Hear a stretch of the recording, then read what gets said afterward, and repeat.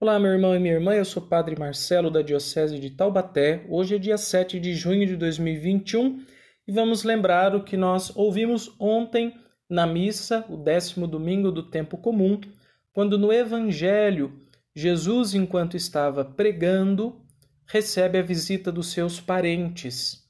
E quando avisado que seus parentes estavam ali, ele dá uma lição sobre a família ao dizer: minha mãe, meus irmãos e minhas irmãs são aqueles que fazem a vontade de Deus. Na minha reflexão, vou falar sobre família, mas não só sobre a nossa família de sangue, também sobre ela. Vou falar sobre 3 realidades familiares. Primeiro, a família doméstica. Segundo, a família da igreja, a família dos irmãos em Cristo. E terceiro, a grande família humana, a sociedade. Bora refletir? Quando nós pensamos na ideia de família, logo nos vem à mente a nossa família de sangue, o nosso clã, o nosso sobrenome. É fato que a nossa fé cristã, a nossa experiência batismal de vida, tem muito que ver com a nossa vida familiar também. O matrimônio é um sacramento, a relação de pais e filhos é valorizada desde o Antigo Testamento até os dias de hoje. Pais e filhos são mutuamente complementares e enriquecedores em diversos pontos de vista e particularmente no espiritual. A primeira camada da família para nós é essa, aquele lugar em que nascemos, aquele lugar ao qual inicialmente nós pertencemos. Aliás, família tem a ver com 2 palavras-chave. Primeiro, pertencimento e segundo, responsabilidade. Pertencimento, porque família significa que nós nos sentimos parte de um grupo, de um lugar. Habitamos um teto, que não é só um teto físico, mas é sobretudo um teto afetivo. Nós estamos nas relações e essas relações são o lugar onde nós residimos. E nossas relações mais fundamentais são aquelas da família, que é o lugar em que nós gastamos o início da nossa vida, que é o início marcante, que define muitas coisas do que seremos até a hora da nossa morte, não é? Bem, o Evangelho fala de família, o Evangelho fala, toda a Escritura fala. Nossa espiritualidade cristã nos propõe uma vivência saudável e santa da realidade familiar. É claro que Jesus vai ampliar um pouco a noção de família que nós temos, ultrapassa os vínculos de sangue e são vínculos também de fé. Mas nesse primeiro momento fiquemos com a ideia dos vínculos de sangue. O que o Evangelho propõe para nós nesse sentido? Todo o Evangelho de Jesus é uma mensagem de cuidado. E a família é um espaço, um ambiente de cuidado. Nesse sentido, tanto o sangue como o sobrenome podem não significar absolutamente nada. Há pessoas que, quando se recordam da família em que vieram, sentem tristeza. Há pessoas que carregam nas costas o peso do nome da sua família. Família famosa, família tradicional, família antiga. E há uma certa prisão do sobrenome que impede com que a pessoa consiga desenvolver outras coisas nela, porque ela se sente sufocada pela tradição familiar que ela tem que trazer junto dela. O sangue não define todos os vínculos e o nome não define se há saúde naquelas relações. Então, o que no fim das contas define a qualidade de uma vida doméstica, dessa primeira família, dessa igreja residencial? Bem, é sobretudo o evangelho do cuidado. Se nós pegarmos Jesus nas diversas cenas em que ele aparece, fazendo obras mais do que só falando e ensinando, mas naquelas passagens de realização de obras, vemos que Jesus está sempre cuidando. Cuida do enfermo, cuida do excluído, cuida daquele em quem ninguém mais acredita, cuida do pecador, que era considerado impuro. Jesus é um grande cuidador, é um emblema de uma religião do cuidado. É o cuidado na família que faz com que as relações sejam fortes e salutares. O sangue e o sobrenome, em termos de carpintaria, e como a gente está no ano de São José, vale a pena usar essa terminologia, o sangue e o sobrenome são como madeira bruta. Nós usamos deles para fazer algo maior do que eles. E com o machado das relações, com as ferramentas do afeto, da estima, do diálogo, da presença, da reciprocidade, da ajuda, nós vamos talhando a madeira bruta do sangue e do nome até que a gente consiga produzir uma casa em que habitamos. Por isso a ideia da carpintaria. Ninguém de nós nasce com uma casa pronta. O simples fato de estar casado não nos dá uma casa no sentido afetivo. O simples fato de termos filhos ou termos pais não significa que a gente resida no mesmo ambiente de relações íntimas. O que eu falo aqui é as relações são uma construção. A vida familiar é uma casa que precisa ser produzida todos os dias. E aquilo que nós recebemos para produzir essa casa é a madeira bruta e as ferramentas. A madeira do sangue e do nome, as ferramentas da criatividade do relacionamento. E juntando essas duas coisas é possível produzir uma habitação.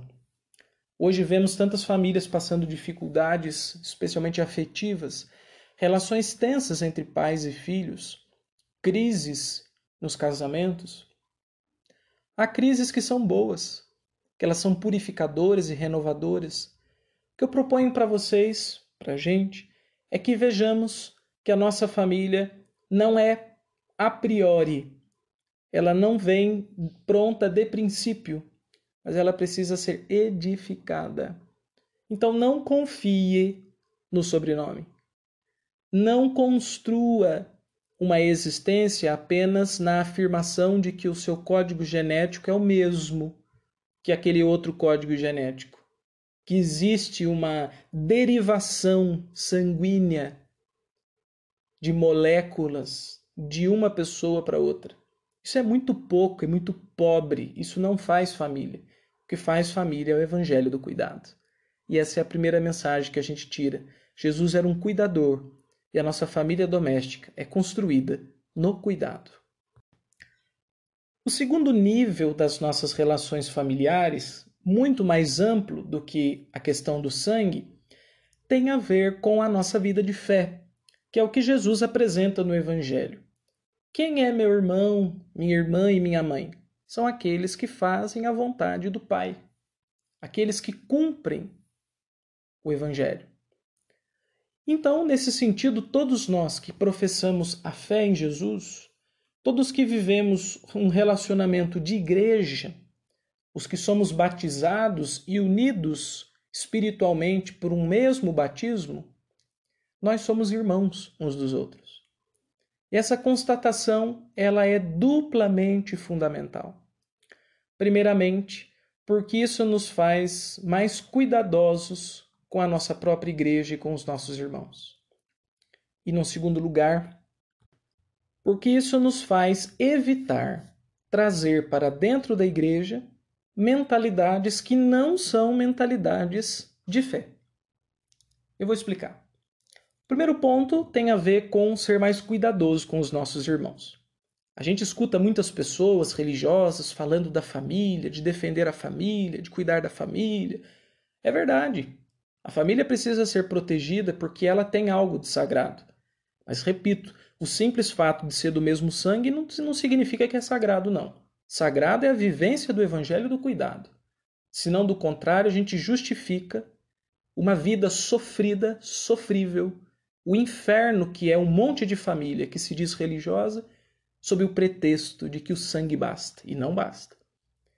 A família deve ser protegida pelas coisas boas que ela tem, e ela tem com certeza muitas coisas boas.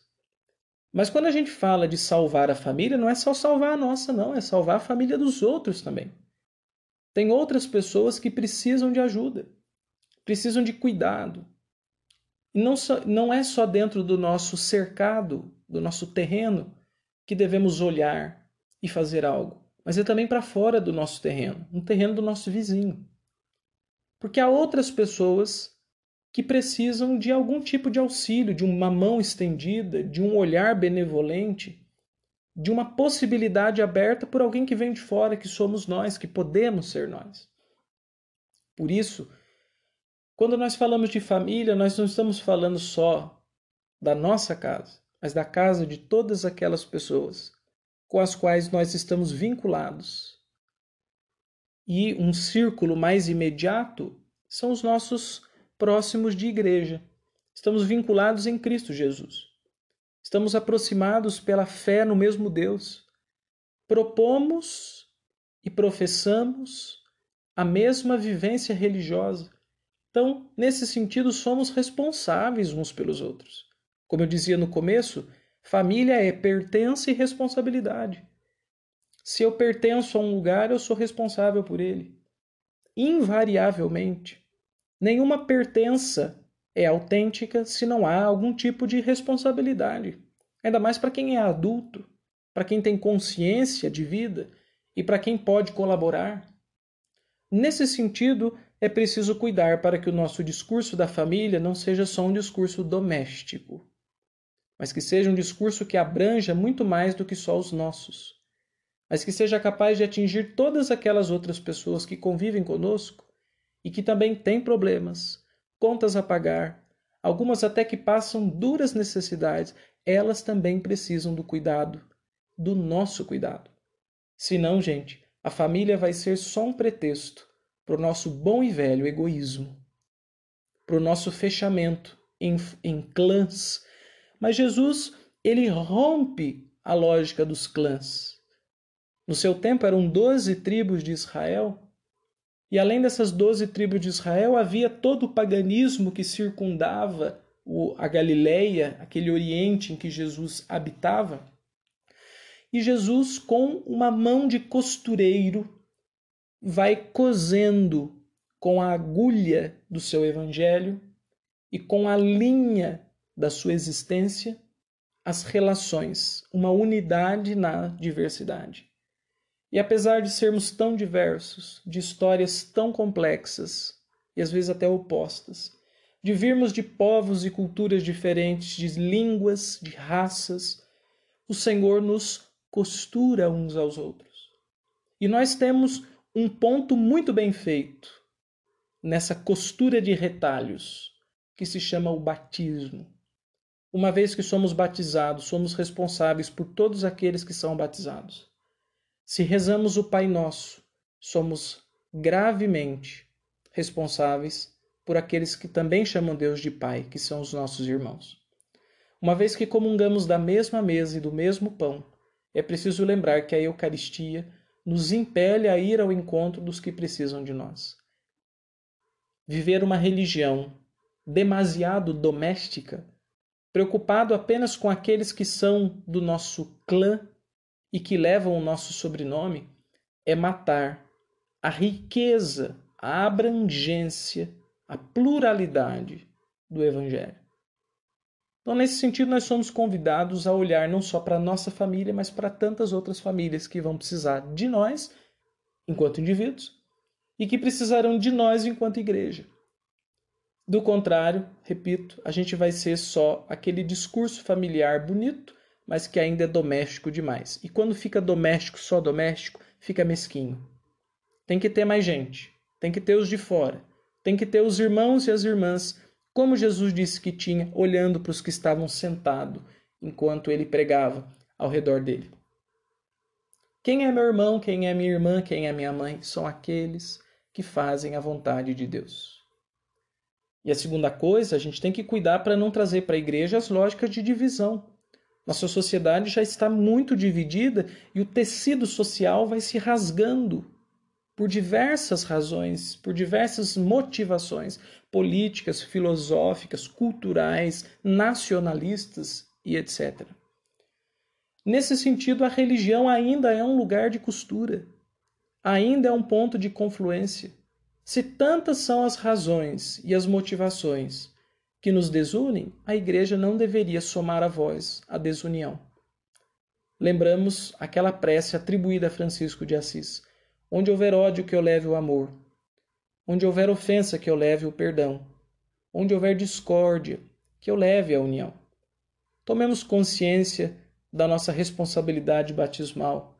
Olhemos para os outros que habitam a nossa comunidade, que frequentam a nossa paróquia, nossos amigos de igreja e até aqueles que não conhecemos tanto, mas que são lá da nossa comunidade. Nos aproximemos mais, nos sensibilizemos da sua dor e participemos mais como irmãos um da vida dos outros.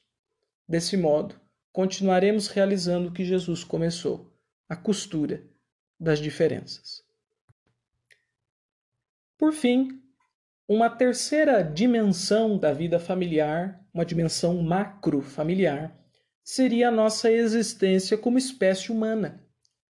Independentemente do tempo em que nascemos, da cultura em que florescemos e até mesmo das religiões a que pertencemos, todos somos uma grande espécie humana.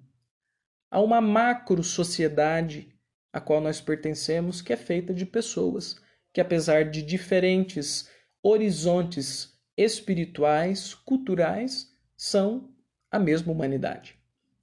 E nós pertencemos a essa família. E insisto, pertencimento é responsabilidade.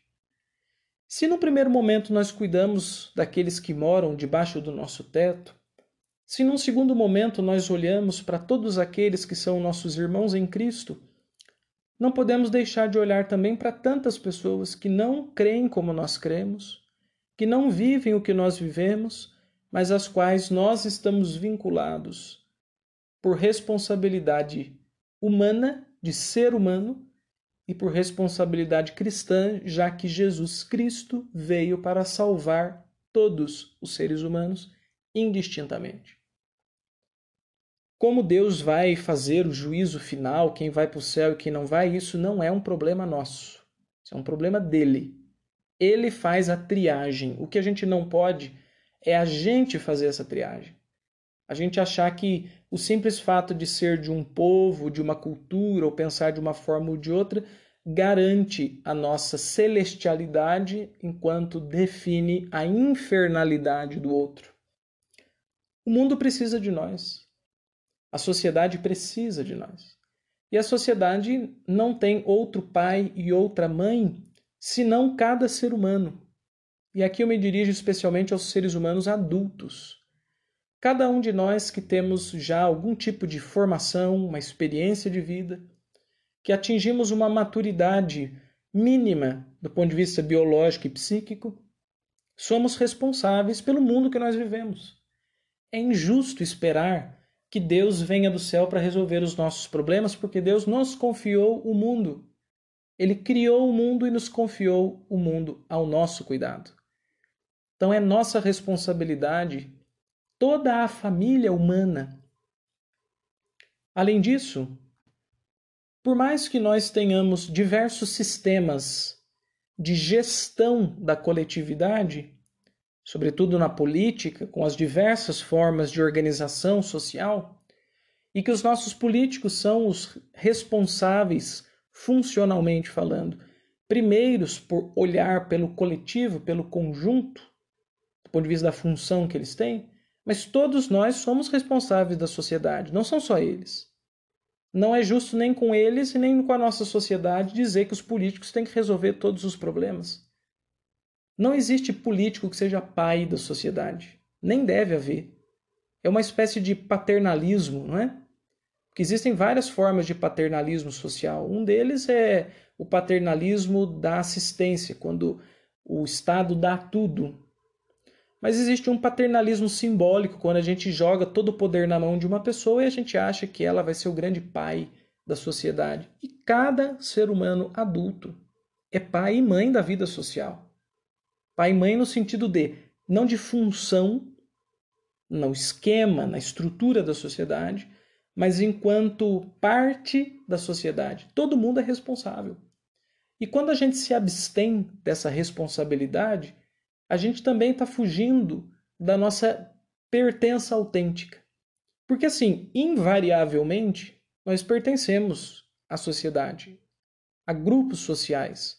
Nós nascemos no Brasil, estamos no Brasil, vivemos aqui na região do Vale do Paraíba, ou para quem mora em outro lugar, pertence a uma sociedade local, específica, delimitada geográfica, histórica, culturalmente. Mas tudo isso não nos faz isentos de sermos parte desse grupo. Não é possível dizer, olha, eu estou aqui, mas não sou daqui. Nós somos do lugar onde estamos. Do contrário, a gente se abstrai de um pertencimento. A gente se desenraiza do nosso solo, que pode ser aqui no nosso Brasil ou pode ser em tantos outros solos. Onde eu estou, ali eu tenho que florescer e ajudar a florescer. Essa responsabilidade coletiva é dever de todos. E ela nasce do nosso compromisso batismal também. Por quê? Porque, repito, Jesus veio ao encontro da humanidade. Ele escolheu o povo de Israel para inaugurar a sua missão, mas é para depois disso ir para todos os cantos do mundo, ide a todas as nações, e evangelizai, e cuidai, e levai a palavra, e ajudai os que passam necessidade. Em termos bem práticos, meus irmãos, diremos assim: todas as crianças que estão na rua, sujas ou limpas, educadas ou mal educadas, são nossas crianças. É nossa sociedade, é nosso povo. Pode não ser o nosso clã, pode não ser a nossa igreja, mas é o nosso povo, é o nosso mundo. Nós pertencemos a ele e ele pertence a nós, como missão de responsabilidade. Todos os idosos que estão perambulando pelas ruas ou sozinhos nas casas são nossos idosos, porque eles são membros da nossa espécie, são parte da nossa sociedade, são objeto do amor salvífico de Jesus e, portanto, da missão evangelizadora do cristão. O mundo nos pertence e nós pertencemos a ele. Ele é a nossa família. E uma das razões pelas quais o tecido social vai se enfraquecendo e as pessoas vão alimentando discursos de ódio, divisões e tantas outras coisas ruins é porque a gente não se sente pertencente. A gente quer ser uma espécie de grupo à parte, ou algum tipo de elite espiritual que não tem nada a ver com esses réis mortais. O cristão pertence ao seu tempo, já dizia o padre Antonin Sertilanges, um dominicano. O cristão pertence ao seu tempo. Estamos no século XXI, no ano de 2021, o mundo acometido por uma pandemia, a pobreza está crescendo, as dificuldades nas mais diversas instituições vão gritando cada vez mais alto. O que faremos? É a pergunta que precisa ser feita, honestamente. O que faremos? Porque o povo é nosso. Esse problema é nosso. Porque essa família é nossa. Meus irmãos, ao pensarmos a família, olhemos também para esse grande grupo humano ao qual nós pertencemos, porque tem muita gente que vai precisar de nós. E um braço estendido transforma muitas vidas. Estenda sua mão para quem precisa de você. Medite, reflita sobre esse seu pertencimento e leve a sério a sua responsabilidade na vida dos outros, e não só dentro da sua casa. É isso aí, meu irmão e minha irmã, nós estamos começando mais uma semana e como exercício cristão para essa nossa semana, gostaria de propor o seguinte: que nós exercitemos mais nossa pertença e a nossa responsabilidade. As notícias, os jornais, têm mostrado tantas coisas ruins, não é mesmo? E realmente ficar o dia inteiro escutando esse tipo de coisa nem nos faz bem, porque a gente fica no desespero, na angústia e não resolve nada. Procure se informar sobre quais são os problemas que estão mais próximos de você, e não só sobre os grandes problemas do mundo, sobre os quais sabemos alguma coisa. Quais são as necessidades que circundam a sua casa, o seu trabalho, a sua igreja? Se informe. Dessa maneira você estará exercendo um pouco mais o seu pertencimento. Você não vai ser um alienado, um distante das realidades que estão ali batendo à sua porta. E após isso, faça um propósito muito concreto. Como eu posso ajudar as minhas famílias? Os meus filhos, o meu esposo, minha família doméstica, a minha igreja, a minha paróquia, o lugar que eu frequento, e o meu bairro, ou a minha cidade, ou a minha população, ou algum segmento específico da minha população, do meu grupo humano maior, as crianças, os idosos, os pobres. Exercitemos a consciência do que se passa próximo de nós e pratiquemos o bem diante dessas necessidades. Desse modo, seremos mais família e mais parecidos com Jesus. Esse foi mais um Padrecast Ontem na Missa. Eu agradeço a você que me acompanha nessas reflexões. Espero que essa meditação te ajude a crescer cada vez mais como cristão, não só na sua vida de oração, mas especialmente nas suas boas obras, que são um grande testemunho do Evangelho no mundo que tem dificuldades de crer em Deus. Que todos nós sejamos essa semana uma mão estendida na direção de quem precisa de nós e que nossa mão estendida seja um instrumento do amor de Deus. Que o nosso testemunho seja uma janela entreaberta para o céu e que o nosso trabalho conduza muitas pessoas para Deus. Desejo uma ótima semana e até semana que vem com mais um Ontem na Missa. Até logo, pessoal!